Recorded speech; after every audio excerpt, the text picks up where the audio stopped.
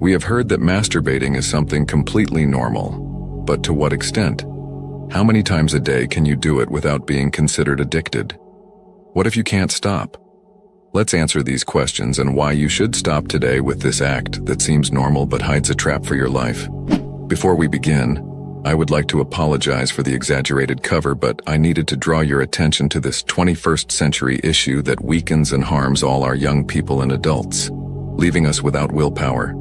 In this video, you will understand what happens to our brain scientifically and philosophically, and what Stoicism has to teach us about this vice.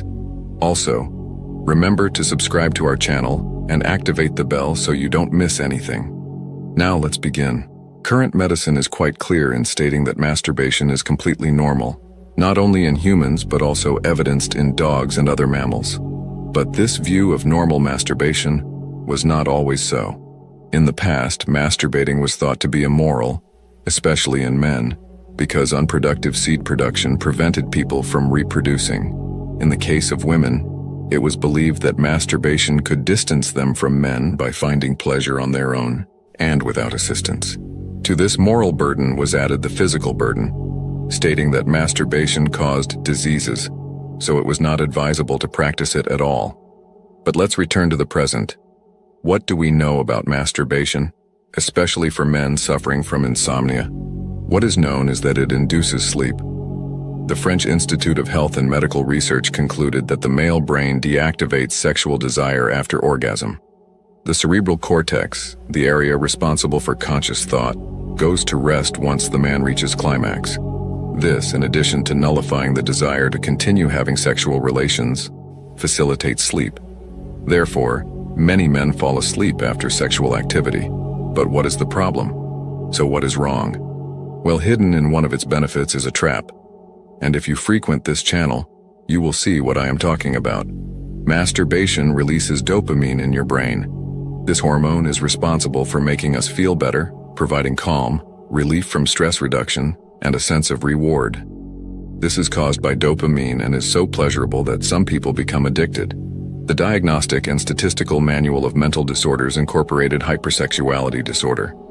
This classifies excessive masturbation under the category of obsessive-compulsive disorder, another vice that leads to mental and also familial destruction. In many cases, you won't be able to control yourself and you become a slave to yourself, a victim of lack of control. Thus, seeking relationships with prostitutes, with multiple people, and as we saw in a previous video, excessive consumption of pornography. These are ways that a dopamine-saturated brain finds to obtain pleasure. Pay attention, addiction to masturbation comes from chemicals released in the brain, and as our brain adapts to the release of these, it feels the need to continually find the codes that generated the stimulation. Your brain will start asking for more and more dopamine to achieve the same pleasure it had the first time, making you always have to keep looking for how to masturbate again. This reaches an exaggerated point when your brain realizes that the release of dopamine is excessive and begins to block receptors in an attempt to stop you. As a result, the person performs the pleasure act, in this case masturbates, but gets nothing, which frustrates them more than they already were. Excessively masturbating to satisfy that hunger for pleasure is exactly what a smoker who never stops, someone who eats chocolate until vomiting, or even an alcoholic does. At this point, you must be wondering what Stoicism has to do with this. The Stoics, Seneca, Marcus Aurelius, and Panis of Rhodes, masters of self-control and wisdom, addressed the view of pleasure and lust from a unique perspective.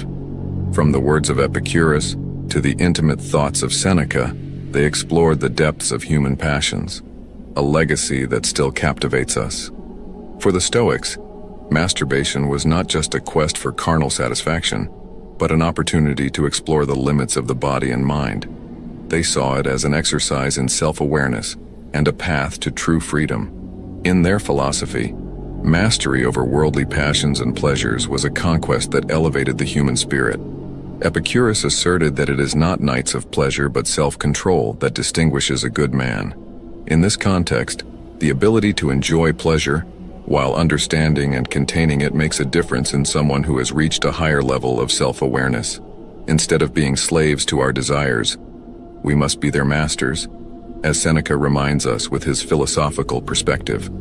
Stoic reflection on masturbation is not simply about repression but deep understanding and self-mastery.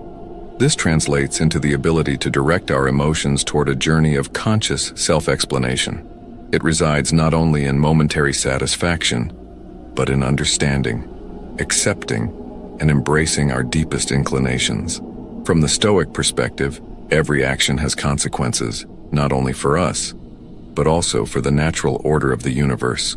When we succumb to our most intense desires, as in the case of uncontrolled masturbation, we lose that harmonious connection with nature, highly valued by the Stoics. We become prisoners of our desires, drifting away from true inner serenity. Compulsive masturbation can trigger an emotional whirlwind within us, where guilt, shame, and dissatisfaction become constant companions. The Stoics teach us to control our intense emotions through introspection and self-regulation. By consciously facing our emotions, we learn to manage them healthily and constructively. However, the Stoics encourage us to find inner peace within ourselves. True satisfaction lies in our self-mastery and our ability to find joy in what is simple and virtuous. Allow me to share a personal inspirational story. I know someone who used to struggle with compulsive masturbation, seeking momentary refuge and pleasure but facing an emotional storm after each act. Immersing themselves in Stoic teachings and practicing self-control and self-regulation, this person underwent a profound transformation. They learned to confront their desires and emotions consciously, finding true joy in self-control. They now live a life of inner peace and authenticity, free from the slavery of momentary desires. True satisfaction comes from living in accordance with our deepest principles and values. When we yield to fleeting desires, we lose sight of what we truly value in life. Compulsive masturbation can distance us from our noblest purposes and veer us away from the true happiness found in virtue and inner peace. By practicing meditation and mindfulness, we can promote the mental serenity needed to resist temptations and face our emotions healthily.